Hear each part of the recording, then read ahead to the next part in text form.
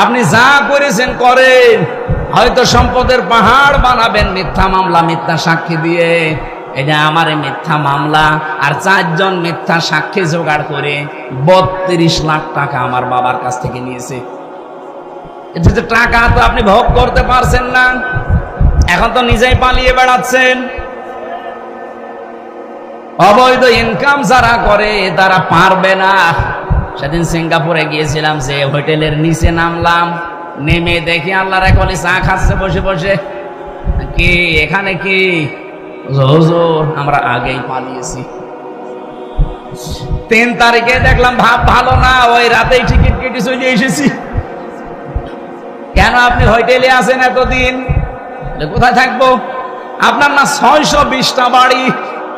নাম শোনেননি লোকটার? ভূমি মন্ত্রী ছিল। 620টা বাড়ি তার। এই বাংলাদেশ আর বিশ্বের অন্যান্য দেশ মিলে। আল জাজিরা রিপোর্ট দিয়েছে